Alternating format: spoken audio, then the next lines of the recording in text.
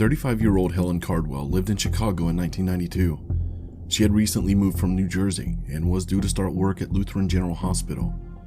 On November 8, 1992, Helen's sister and brother-in-law came to visit her, but when they entered her room at the Leaning Tower YMCA in Cook County, they discovered her lifeless body. She had been strangled.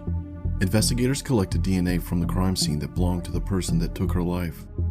Detectives worked the case until 1993, but the case went cold due to lack of investigative leads. In late 2020, investigators reopened the case. They submitted numerous pieces of evidence to the Northeastern Illinois Regional Crime Laboratory in Vernon Hills. The DNA of those samples matched the DNA of Richard J. Sisto. Sisto lived close to Helen at the time her life was taken. He was on parole for a 1977 assault case in Dallas, Texas. Investigators had trouble finding Sisto after the DNA match in late 2020. Then, in August of 2021, a police database search revealed that Sisto was in jail in Texas on a 2006 parole violation warrant. Cook County detectives then traveled to Texas. There they interviewed Sisto and took a DNA sample. After some more DNA tests, it was confirmed that he was indeed the one that took Helen's life. Sisto was later brought back to Illinois to face the charges against him. It was announced to the public. At the public announcement, Helen's sister, Noka Irvin, spoke. "I'm so grateful they decided to reopen this case, and I just appreciate everyone's effort in solving it." 72-year-old Sisto was taken to the Cook County Jail on November 24, 2021. Frustratingly, he passed away in late January 2022. The cause has not been revealed yet. 21-year-old Pertina Epps lived in Inglewood, California in 2005. On April 26, Pertina's body was found lying in a carport in Gardenia, California. Someone was backing out of one of the 4 stalls in the carport and then discovered her. A medical examiner determined that she had been strangled. Investigators found fingerprints that did not belong to Pertina on her purse. There was also DNA from a man at the crime scene. They theorized that it belonged to the person that ended her life. Technology was not advanced enough for them to identify the culprit. Investigators could not find other useful leads, so the case went cold.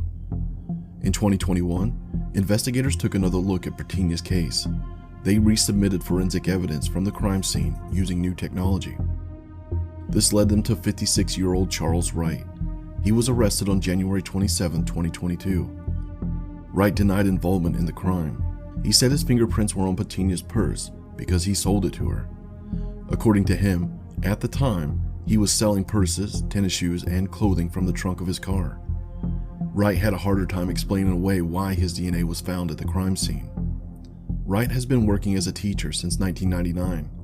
He said he resigned from Inglewood Unified School District to fight the case against him. This is what he had to say. "I didn't do this. The thing is, everybody that knows me knows that I used to sell bags and clothes out of my car. That's the only possible way it could happen." He said he believes people who purchased bags from him during that time period could confirm his story. County Administrator Erica F. Torres, head of Inglewood Unified, told staff and parents in a letter dated Saturday that the district learned of the accusation the day before and that Wright would no longer be teaching at any of its schools. Wright is scheduled for arraignment on June 28, 2022. Authorities said that anyone with information regarding the case can anonymously contact Crime Stoppers at this number. It is not known yet why Wright did what he did, but investigators did say that they don't believe Wright and Pertina knew each other.